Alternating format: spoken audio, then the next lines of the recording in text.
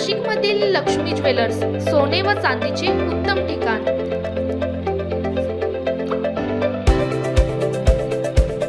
ताज्या बातम्या बघण्यासाठी स्टार लोकशक्ती न्यूज चॅनलला सबस्क्राइब करा आणि बेल आयकॉनला प्रेस करा।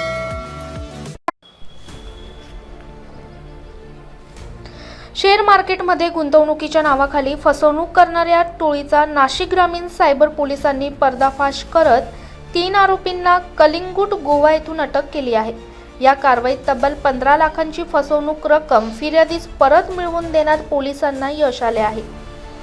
सांगवी तालुका देवळा येथील तक्रारदाराला अनोळखी लिंक व मोबाईल क्रमांकावरून संपर्क साधून डीमॅट खाते उघडून शेअर मार्केटमध्ये गुंतवणूक केल्यास 10 पट नफा मिळेल असे आमिष दाखवण्यात आले।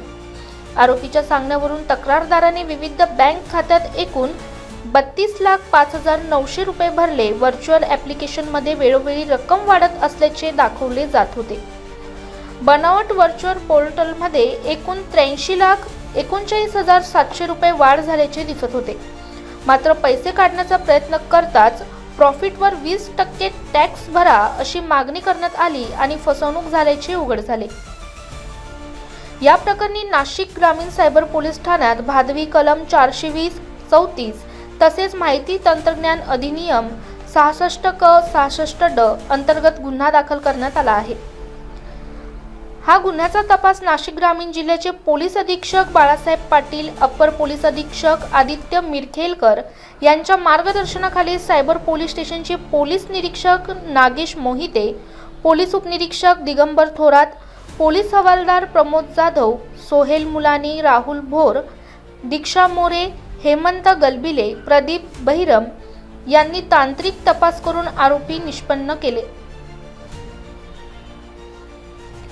अटक आरोपी उज्ज्वल धर्मेंद्र बिरथरे, राहणार इमली रोड, मानपूर, जिल्हा इंदोर, अमन राजेंद्र शर्मा, राहणार इमली रोड, मानपूर, जिल्हा इंदोर, चेतन दिलीप राठोड, राहणार लोणीपुरा, जिल्हा इंदोर, मध्य प्रदेश। तिघांनाही कलिंगूट गोवा येथून अटक करण्यात आली असून त्यांच्याकडून फसवणुकीतील 15 लाख रक्कम फिर्यादीस परत देण्यात आली आहे। पुढील तपास सुरू आहे। नागरिकांना आवाहन, अनोळखी कॉल, लिंक किंवा ॲपवरून येणाऱ्या गुंतवणूक ऑफर्सवर विश्वास ठेवू नका। बँक खात्याची माहिती कोणालाही देऊ नका। फसवणूक झाल्यास तत्काळ जवळच्या पोलीस ठाण्यात किंवा सायबर हेल्पलाईन 1930 वर संपर्क साधावा। ब्युरो रिपोर्ट रणजित झापर्डेसह स्टार लोकशक्ती न्यूज, नाशिक।